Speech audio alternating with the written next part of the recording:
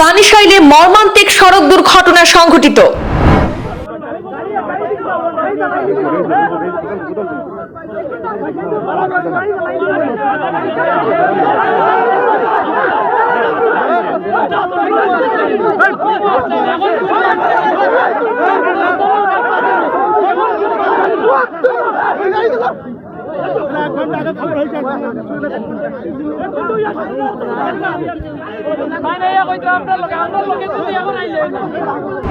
বালিবুছাই 407 লরির ধাক্কায় ঘটনাস্থলে মৃত্যু হলো এক স্কুল ছাত্রীর।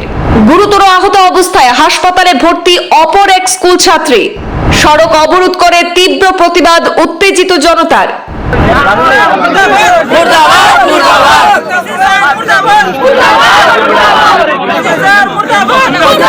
পরিস্থিতি নিয়ন্ত্রণে ঘটনাস্থলে পৌঁছান ডিএসপি নারায়ণ বড়, ওসি যাদব ডেকা এবং জেলা ম্যাজিস্ট্রেট।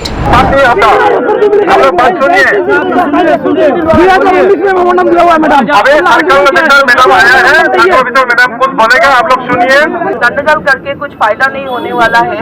जो मेरी फैमिली है उससे हमको बात करना है, क्या प्रॉब्लम है, सब यहाँ पे फाइट करने शुरू करने का, तो हम लोग को जो सिचुएशन है वो समझ में नहीं आ पाएगा। ঘটনার বিবরণে জানা গেছে, আজ শুক্রবার সকালে স্কুলে যাওয়ার পথে জাতীয় সড়কে একটি বালি বুঝাই 407 লরি সজোরে ধাক্কা মেরে সড়কের উপর ফেলে দেয় দুই স্কুল ছাত্রীকে। এতে ঘটনাস্থলেই প্রাণ হারায় দ্বিতীয় শ্রেণীর হুমায়রা সিদ্দিকী নামের এক 7 বছরের স্কুল ছাত্রী। সেই সাথে গুরুতর আহত হয় তার ছোট বোন হাফসা সিদ্দিকী নামের 6 বছরের সেই স্কুল ছাত্রী। গুরুতর আহত অবস্থায় 6 বছরের হাফসা সিদ্দিকীকে চিকিৎসাধীন করা হয়েছে জেলা হাসপাতালে। সড়ক দুর্ঘটনায় হত এবং আহত দুজনেই পূর্ব কানিশাইলের বুরহান উদ্দিনের শিশুকন্যা বলে জানা গেছে। এদিকে দুর্ঘটনার প্রতিবাদে প্রায় 2 ঘন্টা ধরে জাতীয় সড়ক অবরোধ করে রাখেন উত্তেজিত জনতা।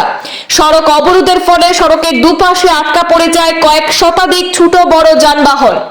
অন্যদিকে খবর পেয়ে ঘটনাস্থলে ছুটে আসেন জেলা ম্যাজিস্ট্রেট তথা সদর সার্কেল অফিসার জয় ক্রিশ্চিয়ানা এনগামলাই, ডিএসপি নারায়ণ বড়, সদর থানার ওসি যাদব ডেকা সহ ট্রাফিক পুলিশ বাহিনী। ঘটনাস্থলে উপস্থিত হয়ে তদন্ত শুরু করেছে সদর থানার পুলিশ।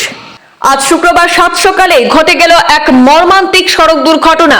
কানিশাইলে সংঘটিত হয়েছে এই মর্মান্তিক সড়ক দুর্ঘটনা। জাতীয় সড়কের উপরে বালিবুছাই 407 লরির ধাক্কায় ঘটনাস্থলে মৃত্যু হয়েছে এক দ্বিতীয় শ্রেণীর এক স্কুল ছাত্রীর। গুরুতর আহত অবস্থায় 6 বছরের এক স্কুল ছাত্রীকে ভর্তি করা হয়েছে জেলা হাসপাতালে। এই দুর্ঘটনায় হত এবং আহত দুজনেই পূর্ব কানিশাইলের বুরহান উদ্দিনের 2 শিশুকন্যা বলে জানা যাচ্ছে। দুর্ঘটনার পর উত্তেজিত জনতা জাতীয় সড়ক অবরোধ করে রাখেন। ঘটনাস্থলে পরিস্থিতি নিয়ন্ত্রণ করতে ছুটে আসেন ডিএসপি নারায়ণ বড়, সদর থানার ওসি যাদব ডেকা সহ ট্রাফিক পুলিশ বাহিনী। এই রাস্তার কারণে বিগত কয়েকদিন থেকে বারবার আমরা জানানোর পরও বিগত 15 দিন থেকে ওখানে নিউজ করা হয়েছে যে এই রাস্তায় যে কোনো সময় বড় দুর্ঘটনা হতে পারে। আজকে একটা বাচ্চা ওখানে অ্যাক্সিডেন্ট হলো, এর দায়টা কে নেবে? আমরা বারবার বলছি ওখানে হতে পারে, এত বড় একটা ভয়ঙ্কর দুর্ঘটনা আমরা বলার পরও এই দুর্ঘটনা হলো। আমরা প্রশাসনকে বারবার অনুরোধ করেছি, মিডিয়ার মাধ্যমে নিউজ করা হয়েছে ওখানে যে কোনো সময় বড় দুর্ঘটনা হতে পারে। এই 15 দিন আগে ওখানে নিউজ করা হয়েছে যে বড় ধরনের দুর্ঘটনা হতে পারে। এই যে দুর্ঘটনা হলো এই দায়টা কে নেবে? আর কতদিন হিন্দু মুসলমান খেলা আমরা দেখবো? এই যে ভয়ঙ্কর দুর্ঘটনা বারবার বলার পরও এই যে 2টা বাচ্চা আজকে মরলো, কার দায় মরলো? আমরা বারবার বলেছি যে ভয়ঙ্কর দুর্ঘটনা হবে। আজকে যে 2টা বাচ্চা, দুধের বাচ্চা যে দুর্ঘটনাগ্রস্ত হলো, এই কার দায়ের জন্য? এই যে রাস্তা ওখানে, শুধু ওখানে নয়, রেলগেট থেকে আপনারা যান বয়কট, আরো বড় দুর্ঘটনা হবে এই বড় পুলের ওখানে। তো আমরা কার কাছে গিয়ে বলবো? আমরা জায়গা পাচ্ছি না। আজকে যে মায়ের কুল খালি হলো, কাকে গিয়ে বলবো আমরা? মানে কোন স্কুলের ছাত্র? ওটা কোন স্কুলের ছাত্র? ওরা মরকজি একাডেমি স্টুডেন্ট। বাচ্চাটি ছেলে আমার ছিল না মেয়ে? 2টা মেয়ে ছিল। তো বাচ্চা যাবে কোথায়, কোন দিক দিয়ে হাঁটবে বাচ্চারা? আপনারা দেখুন, বারবার বলার পরে এই অবস্থা। এর চেয়ে বড় দুর্ঘটনা হতো তাহলে কার কাছে যাবে? ওদের অবস্থা কি জানেন? অনেক সিরিয়াস অবস্থা আছে। একজন শুনছি আমরা মারা গেছে স্পটে, আর একজন সিভিলে আছে। আমরা ওইভাবে এসে দেখছি।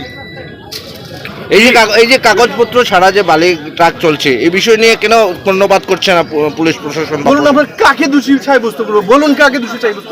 স্বাধীন দেশের মানুষ আমরা।